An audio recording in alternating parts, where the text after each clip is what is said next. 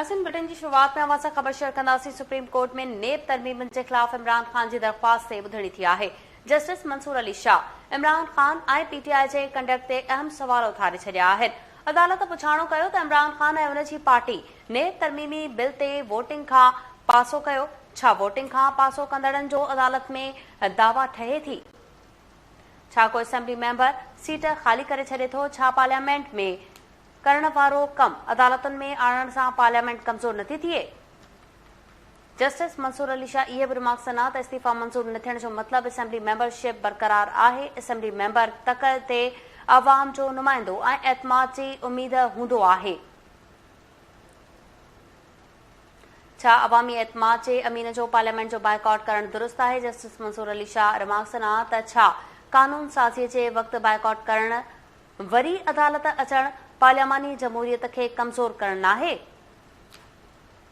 Supreme court में नेब तरमीमनि के खिलाफ इमरान खान की दरख्वास्त ते ॿुधणी थी आहे। जस्टिस मंसूर अली शाह इमरान खान ऐं पीटीआई के कंडक्ट ते अहम सवाल उथारे छॾिया आहिनि। तफ़सील मालूम कंदासीं। लाइन ते मौजूद आहे केटी न्यूज़ रिपोर्टर इब्राहिम कुंभर। जी इब्राहिम, अपडेट कजो। जी बिल्कुल, ये नेब तरमीमी कानून के खिलाफ इमरान खान की दरख्वास्त अज ॿुधणी थी सुप्रीम कोर्ट में। उन मौके ते अदालत मुख़्तलिफ़ सवाल कया आहिनि। हिकु त जस्टिस मंसूर अली शाह तहरीक इंसाफ की दरख्वास्त बुनियादी अहम नोयत जा सवाल उथारे छॾिया आहिनि।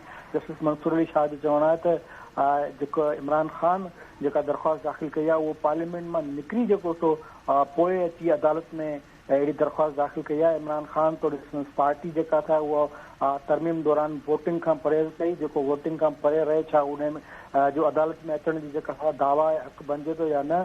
ऐं को मेंबर जेको सो असेंबली पार्लियामेंट के खाली कीअं थो छॾे सघे, छाकाणि जो पार्लियामेंट जो जेको सो मेंबर जो मतिलबु आहे त उहो उन वटि अवाम जो एतमाद हूंदो आहे ऐं असेंबली तक जे अवाम जो नुमाइंदो उहो हूंदो आहे ऐं उन्हनि जे एतमाद जो अमीन हूंदो आहे। छा अवामी एतमाद जो अमीन जेको सो पार्लियामेंट जो बाइकाट करे, छा उहो दुरुस्त फ़ैसिलो आहे? उन खां पोइ जॾहिं मामला पार्लियामेंट खां पोइ अदालत में अचनि, पार्लियामेंट बदिरां अदालत में अचनि, छा उहा पार्लियामेंट जी जमहूरियत खे कमज़ोर जेको सो उहो न थींदी? उन खां अलावा अदालत इहो पिणु चयो छा अवामी मफ़ादनि जो तयन अदालत में वठी रुॻो 3 जज ई जेके सो उन्हनि खे करणा आहिनि? छा नेब कानून के खिलाफ़ अवाम में दाऊं थी रहियूं आहिनि? ऐं उहा बि निशानदेही न आहे कि तरमीमूं जेके आहिनि उहे कहिड़े बुनियादी हक़नि जे खिलाफ़ आहिनि, छाकाणि इमरान खान जे वकील रुॻो इस्लामी शिकुन ऐं आइन जे बुनियादी ढांचे जो ज़िक्र कयो। इन ई मौक़े ते चीफ जस्टिस रिमार्क्स ॾिना आहिनि जेके जस्टिस मंसूर अली शाह जे रिमार्क्स जे बिल्कुलु मुखालिफ़ आहिनि। चीफ जस्टिस चवणु आहे त असां जेको सो रुॻो इन ई बुनियाद ते केस न ॿुधूं त कंहिं शख़्स जो कंडक्ट जेको सो उहो दुरुस्त न आहे। हर लीडर जेको सो उहो पंहिंजे क़दमनि खे दुरुस्त करण जे लाइ आइन जो सहारो वठंदो आहे।